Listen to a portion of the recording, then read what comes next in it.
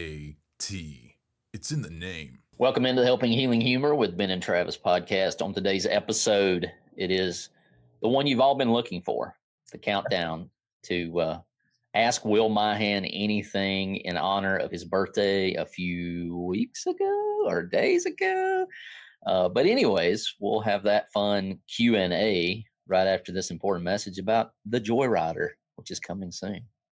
Morning, night, or noon. Hey friends, we've got something really special to share with you today, a brand new children's book that's all about faith, family, and finding joy in the middle of life's challenges. It's called The Adventures of Ben and Travis and the Joyrider. This heartwarming story follows a big brother in a wheelchair who uses his creativity, courage, and a whole lot of love to help his little brother and cousin overcome life's obstacles. Together they show us that joy isn't about what you have, it's about how you choose to face the ups and downs of life.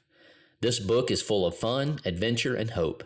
It's perfect for bedtime stories, Sunday school libraries, or as a meaningful gift for the kids in your life. Plus, it's a great way to start conversations with your family about resilience, compassion, and faith. Pre-orders are open now, and when you order early, you'll be one of the first to get your hands on this inspiring story. Just head over to benandtravis.com/books. That's benandtravis.com/books and pre-order your copy today. Give your kids a story that will make them smile, laugh, and believe in the power of joy. I'm Travis Creasy, the pulpit minister at Westgate Church of Christ down in southeast Alabama, Dothan, Alabama. As it says in Genesis, let us go to Dothan. And then that is Ben Hayes, all-pro counselor at Mars Hill Bible School, 3-Court Counseling, preacher at Highland Park Church of Christ. And today, hey, Ben, go ahead and say so they know who you are. I'm here. What's up? And glad to be here. And Travis, you don't live that far from the world's only statue to a bug. Just that little trivia that's out there. Enterprise, Alabama, just right down the road, the boll weevil. So is Enterprise really hiring Hugh Freeze? Because that's the rumor that's going around. But is it really? I've seen it a couple of times, but that doesn't mean it's real. And of course, the man of the hour himself, the youth minister at Highland Park Church of Christ, Will Myhan. How's it going, Will? Good. Isn't Dothan just West Georgia, or is it East Alabama? That's like Auburn. Auburn's West. Auburn is West Georgia. I just didn't know if Dothan classified. It's close. It's close. I am less than 30 minutes away from the Chattahoochee River. I'll say that, of Alan Jackson fame. You're way down yonder on the Chattahoochee. We're way down yonder. And he ain't kidding about the way down yonder part. But yeah, we have some questions that have been submitted. That was kind of our tradition this year.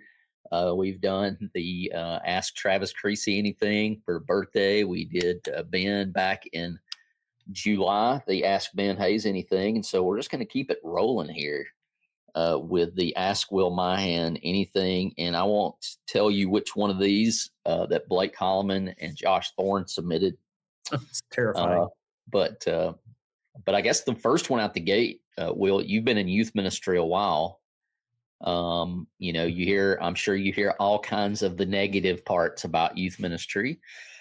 You probably have some of those that you could share with us personally. But I guess the first question, Will, and maybe think of this as a way to encourage your fellow youth ministers out there, or those who deal or minister to youth, period.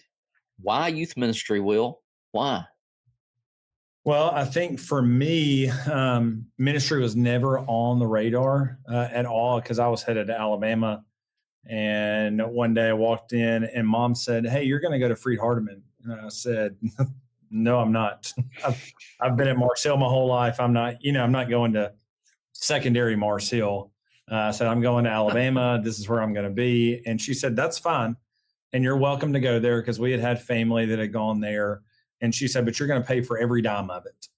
And if you go to Freed Hardeman, where I went," and she said, "I know that you'll benefit. You may not see the benefit now, but you'll see it later, and I'll help you pay for it." And I thought help was way better than me on my own. So I ended up at Freed Hardeman. Ministry was still never on the radar for me. It was just like, I'm entering into another big youth group. This is great, fun. And then the internships, I saw people start getting internships and thought, wow, they're getting paid money to go hang out with a bunch of kids all summer. That sounds like a sweet gig compared to working at the McGee farm in Zip City. And so my roommate, his uncle was a preacher in Dallas, Texas. And he said, I'm going to go intern with him. Why don't you intern with youth minister? And so we concocted this big plan that we're going to go hang out in Dallas for an entire summer and just live life. And ended up getting the job. Reed Swindle was the youth minister, graciously offered me that internship. And from that moment on, everything changed for my life. And I think the big part of it was just being able to influence people. I say a lot of times adults are stuck in their ways, and talking about birthdays, as I get older, I'm already becoming some of that get off my lawn. It's like I never thought. No, I don't believe it. I never thought I would be that person. And I always was like, man, I love technology. I'll continue to move with all that. And now I find myself deleting apps, not installing new apps, and just doing what I've always done. But it seems that teenagers are so open-minded to everything. Like they want to know, there's a curiosity that's there. And to me, that's fun. And I feel on some level it keeps me young and it gives me a purpose, because there are so many youth ministers that they want to go preach, and there's that desire at 36 that desire has still not hit with me. And Ben knows that, because we've got so many good speakers at church. The elders go, hey, Will, you have to, get in the pulpit from time to time. Every now and then. And I'll do it. That's fine. It's just not something that I'm overly passionate about right now. And so I think the biggest thing for me was being able, I guess in a way, be an older brother and an older sister for Lindsay once we got married, to a lot of people that we just saw needed good influences. And I don't think that it was, we had some, divine ability to explain the Bible to people. I would say that we're not probably the greatest in that. But I think we know how to have a lot of fun and just are able to connect with people, and saw that there was maybe some lacking of that in the youth ministry world that maybe we could feel. And so we're going to the beach this weekend with our youth group, pumped up, excited about it. And somebody told me that when the trips are no longer fun, you need to get out of ministry. Out of youth ministry. And I'm like, well, that's far down Still the road. rocking. Yeah. Cause I love that side of it. And I had a guy the other day stop me after class and go, hey, can you help me? I'm just struggling with my relationship. And it was not even like anything bad. He just said, I don't know how to communicate. And I was like, well, you probably don't want to talk to me when it comes to that. But I love just youth ministry. I think a lot is common sense. And I love being able to just go, hey, this is the right thing to do. Let's do that. And we don't have to get in some big theological debate. We know it's right. So let's do that. And it, in some ways, I think Jesus kind of simplifies it when he just says, hey, love God and love other people. And I'm good with that. And so that makes youth ministry a lot of fun. So a follow-up to that is, you've probably heard the old statement, what's the best part of ministry and what's the worst part of ministry? The people. So I get that, that's one answer. But for you, what's the best part of ministry? And you may have kind of already answered that a little bit. And what are the frustrations in ministry that you've encountered, I guess? And you don't have to name people, but just in general, what do you think? No, name people. No. The preachers. That's the best part. I know. Well, what's the worst part? I think the best part for us really has been the relationships post-graduation. I think sometimes, like we look at it this weekend, we have 2 former youth group members who are going with us as chaperones and bringing their wives. And we love and have loved being able to watch people go from middle schooler to high schooler, college student, married. Some of them are having kids, which is crazy. Welcome. But I think that transition from peer or from student to peer has been really, really cool, because for me, the goal in youth ministry, and I think Lindsay would say the same thing, has always been, we want to see you become a mature Christian. Like, we want to see you connect with the church. Several of those are still at Highland Park, and that's a lot of fun to be able to do ministry with them. And so I would say, like, the people are definitely the best, but specifically watching those that stay home, get married, and then do ministry with you. Yeah. There's been several that were at Highland Park when I was the youth minister there, and they're back. Either they went to college and came back or whatever. And that is a great feeling. I think it's just rewarding. Yeah. Like, you look at it and go, so many graduate and they go off. And when they come back to visit family, you get to see them. But the ones that you get to continue to do life with, like, that's just really, really special, from that side. I think the worst part of it, Travis, for me, is probably just the mundane day-to-days. I think some people say the routine. You fall into a routine of, like, we're doing the same thing over and over. And sometimes in ministry that becomes difficult for me, because I want to go and I want to go do a bunch of things. But trying to sit back and go, hey, those mundane tasks, the everydays, are what builds, I think, good ministries and what builds, really good things moving forward. And so I think that's been the difficult, because I am not an office person. Yeah. If I'm in the office for more than 3 hours, I'm losing my mind. And so I think with that, that's the difficult part, is I am such a people. Like, I think I'm a people person. I like to be around people. That sitting in the office and these daily tasks over and over and over just become so frustrating to me. And as ministers, usually, you want to be in the office, but when you're in the office, it's hard to get anything done too. Yeah. And so, because there's always people popping in, and I love that, and I want to spend time with them, but then I've got stuff to do. But then when I spend time with them, it just pushes that, further down the road. And so I think the worst part for me is just that daily routine, I guess, because what I love about youth ministry is the going and being a part of their life outside the walls of the building. So when, the few times in your ministry ever, right? The 2 times in however long you've been doing this. Don't say how long you've been doing this, because then that ages me even more. When you get discouraged, when that time comes, is there a scripture or scriptures that you go to that kind of pull you out of that, or at least get you moving in that direction? Yeah, I think for me, one of my students at Marseille, she's a really, really good artist. And so I told her today, I said, I want you to paint me something, but I don't want it to be from any source that you've ever seen. I want it to be a one-on-one. And once you've done it, you're not allowed to give it to anybody else. And it comes from John. You don't ask for much, do you? That's right. Because a hard bargain. Because if she gets famous, I want the one-on-one. You got to think about those things. For me, my favorite passage is John 3 and verse 30 that says, he must increase and I must decrease.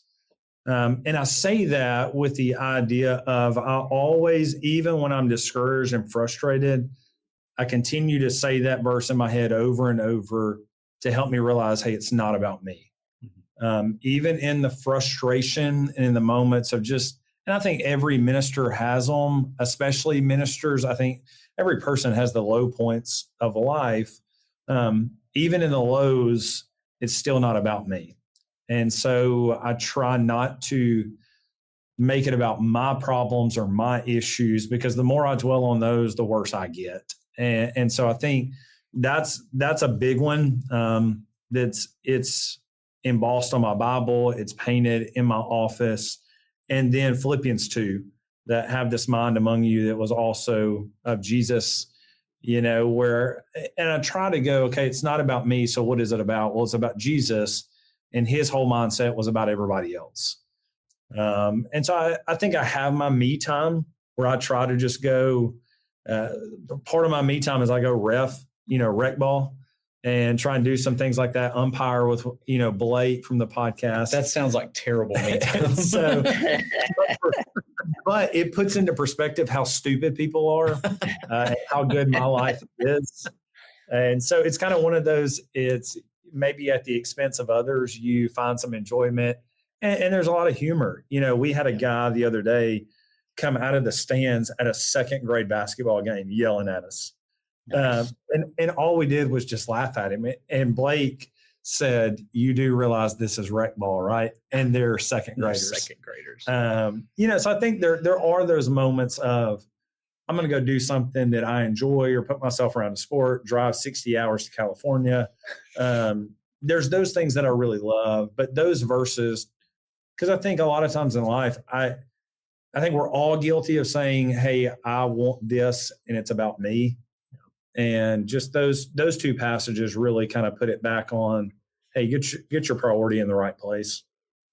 So as you've thought about some of those things this year, or meditated on those verses, or just all the things that have happened, whether it's the 60-hour drive back and forth from LA, or camp, or whatever else, what is something that you have learned about you in the last year? It's okay to say no. I think that I can't tell you how many times Lindsay will go, "We're so busy. Like, can we just stay at the house?" And I'll go, "But babe, I haven't gone to like 7 basketball games in the past month." And I think that I have to tell myself that the kids will still go to heaven if I don't show up at their sporting events. And that's difficult because I love it and I really enjoy it, but I'm learning, hey, life is still moving along, even though I didn't show up somewhere. Because as much as I don't care about things, and I try to be a free-spirited person, I want our kids to know how much I love them in ministry. And I think sometimes in teenagers' lives, presence equals love. That they really feel when you're present, that you really care and you really love them. And Sundays and Wednesdays, a lot of times are, well, we have to be here. And so that's not like Will sacrificed or Lindsay sacrificed to show up. But I'm continuing to learn too. Lindsay has said this a lot. My ministry is my family. And the more, adding Jet definitely changed our life a little bit from 1 to 2. The age difference has helped because it's not so extreme, but I'm really trying to sit in the idea of, hey, I've got 2 kids that I want to go to heaven. That's your mission field. And I want them to be there just as much as I want all of our kids to be there. But I have a really, really strong direct impact on if they're going to be there or not. So one of the things I've always said about ministry is, when I was in youth ministry, especially, and it's still the same way for what Travis and I do, is we're a resource. We're not the reason that a kid's going to go to heaven or not go to heaven, but we're a resource that the parents can use. And so the real responsibility, I'm a parent, it falls on me. And I use you as a resource, but you shouldn't be the only influence on my kids. And so, those are important things. So. Yeah. I like your big brother, big sister analogy, metaphor, whatever it is, to kind of go along with what Ben said. Like, I can remember telling people very early on, which I'm sure they understood. I didn't have to tell them this, but I'm not their dad. Right. I'm not a replacement for the parent in the situation. I'm, as Ben said, a help, a big brother, someone who's going to hopefully direct them in the right way. But and that's what we want to be as Ben and Travis and Will. Several ways in which we try to do that. If you've not signed up at benandtravis.com yet, you sign up there. You're going to get all kinds of free goodies, a couple of journals. We're going to send you 1 email a week. We've mostly kept that promise. I can think of maybe 2 times where we've sent 2 a week, and it was always to your benefit because there was free stuff or a giveaway or something like that. And we're going to bring that back this year. And if you're signed up on our email, you're going to get entered for whatever giveaway we come up with. There's our Facebook group. If you're not a part of that, private Facebook group, where most of our stuff goes at least second. That's where it goes. And then, of course, we have our Patreon, which they get everything first, and they actually get stuff that maybe no one else gets, like maybe what Die Hard says about your, mental health, if that's your favorite Christmas movie or not. But yeah, several ways you can jump on. help us out. If you're watching the video, you see the like and subscribe. If you're on YouTube, you can help us out that way. Follow us on Facebook. We got all the things and the stuff too. But certainly we appreciate everyone who helps us out there. But I'm not going to say once again who submitted this question, Blake Holloman questioned, would you rather fight one horse-sized duck or 100 duck-sized horses? I think I would go 100 duck-sized horses. But are we talking like baby ducks, or are we talking like full-grown ducks? I would assume full-grown ducks. Okay. Yeah, I would take the ducks because I'm slow. Like horse-sized ducks. Wait. It's ducks. Duck-sized horses. Right. Yeah. That's what you take. Yeah. So the horses. You take the horses. Yeah. Little horses. Yeah, little Gotcha. horses. Okay. Yeah, I just feel like Amy could terrorize some of those for sure. Or she could create a distraction. I feel confident in myself that I could take on 100 of those things. I guess those animals can get sideways with you. I guess a horse, if it got mad, could really do some damage. I just, I don't really think of aggressiveness and go horse and a duck. But a duck can like swallow a fish whole. Yeah, but I've had a duck bite me when I worked at the McGee farm, and it wasn't that bad. It's kind of just, they're just. But I'm thinking like a big duck though. That's what I'm thinking. They can swallow us. Yeah, that's what I'm thinking. Like the horse-sized duck with a beak. That may be a dangerous. Solid. I think that'd be a solid foe. It depends on what weapons I have at the house, really. Yeah. Oh, so we're not just hand fighting. It's got to be. I don't fight fair. I'm a youth minister.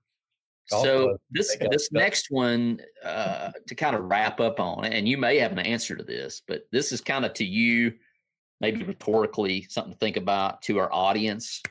If you're putting together, and we're talking Church of Christ preachers here, if you're putting together like the perfect preacher, sometimes you see this with like quarterbacks. Let's put together the best quarterback. You got the arm, you got the deciphering a defense, you got the forehead with Peyton Manning. If you're just creating that, or the worst, right? My favorite are when you put together the worst. What characteristics from your favorite preachers, or some preachers, they don't have to be your favorite, are you going to put together? Okay. I've got you on this. And you worked with like an all-star group, present company excluded, of course. Yeah, I've worked with some good ones for sure. I'm taking Winkler's Bible class teaching. Gotcha. Like, to me, when I worked with Dan for 5 years.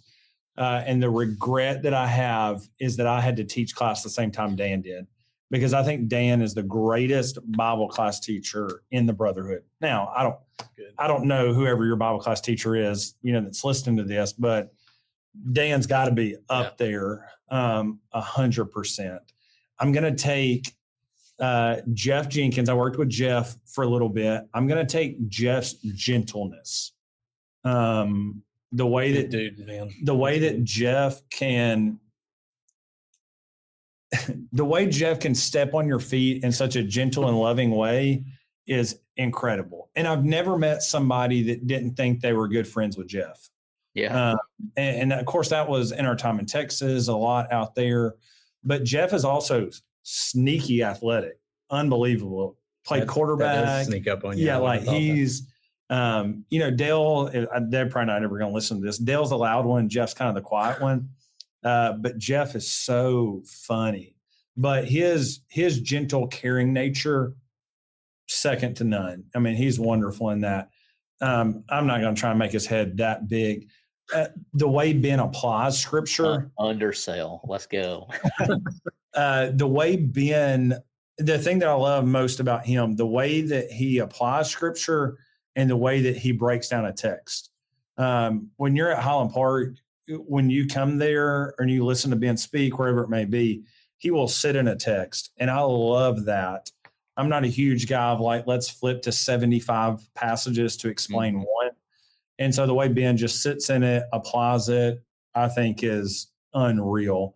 And so I love that. And then man, if I could think of his name right now, he's spoken at Freed. He's a younger guy. He's best friends with Ty. Is it Kemp? Not Kemp. Hiram. Hiram Kemp. Yeah. Man, that dude's energy towards the gospel. And I haven't got to hear Hiram a whole lot. Yeah. I probably heard him a handful of times, but you can just tell that he believes in what he says. Yeah. And I love Reed's another one that's just, there's excitement there. And when you're sitting in an audience and someone is excited about what they're saying, then I get excited, with it too. And so, several of those guys I could list. Yeah, Hiram, if you're listening and you need an intern, I'm available. Just kidding, Westgate. Just kidding. But if you want to give me some tidbits on how to do this. Well, we work with a guy. He's not well known. I don't think in a lot of big preaching circles, Mike Brooks. But Mike the other day, the wisdom that he has is just, and it's about everything. Yeah. I mean, he's the Jeopardy guy. He could just answer anything, but he can especially do that. The reason I say Mike's wisdom is he has written a class on how we got the Bible. And he and I presented that class to the teenagers. And at that time, Mike was probably 76, 77 when he did that. And I still have teenagers going, that's one of the best classes we ever That's had. awesome. And for teenagers to go, a guy in his late 70s taught us and it was good. I mean, his wisdom and just ability, he's an Auburn fan. That's the only negative. We all got problems. But I asked him one time, I said, Mike, how did you get so much wisdom? And he said, well, I've been daily reading the Bible for 47 years. And I thought, that's probably something every one of us can do. That'll do it. Yeah. So that's just a few of the guys' characteristics that I would say, from guys I've had the opportunity. I've not been around Jeff very much, but definitely that was the one that kind of stood out to me that, man, the little bit of time I've been around him, like that is certainly something that I would also like to be a little bit better at. I wish that I had the storytelling ability of Lonnie. Oh, yeah. Oh, yeah. Or the memory of Lonnie. Lonnie does not forget anything. And it's like, we have trouble remembering the skit we did 2 days ago, and he can remember like every skit for the last 30 years. Here's the cinching line from a skit we did 20 years ago. And I'm like, Lonnie, I wasn't a part of the group at that time. So I think Lonnie's storytelling comes from just the crazy experiences that Lonnie's had, and that's what makes it so cool is he's not telling other people's stories. It's all he packs like 20 years worth of experiences into like 2 weeks. Like that's true. And it's always something he can do with it biblically. Yeah. If that is a strength of mine to break down a passage, a lot of that I got from being around Lonnie and spending time with him, because he can break down a story and give it application, which is what his podcast is really about. And then, but he can take a scripture and do the same thing. And I've tried to, in some ways, pattern after that, because I love it too. I love for somebody to be able to just, let's sit in this one thing. So, well, Will, I appreciate it, man. And thank you for hanging out with us. Thanks for getting my cousin out there to California and back. And but man, what an experience that was. Just to make you feel old, I turned 36 a couple weeks ago. Nice. 36. Keep on trucking, man. Which means you're considerably older than that. Yeah. Oh, considerably. Just a little boy. Considerably older than that. Because we won't get into too many camp stories. Because there aren't any, because you slept all the way through camp. There's no stories to be shared. But appreciate you guys. Hope you had a good birthday, Will. I know part of it was with us in California. And shout out to Lindsay for allowing that to happen. And honestly, Kenya and Whitney as well. So but you guys have a good one, and we'll talk to you after we get back from Dallas. Thanks for being with us for this episode of the Helping Healing Humor podcast. Be sure to download our free ebook, 28 Days of Focused Living, at benandtravis.com and receive all of our Helping Healing and Humor extra content directly in your inbox. We look forward to having you join us at the same Ben and Travis time, same Ben and Travis channel.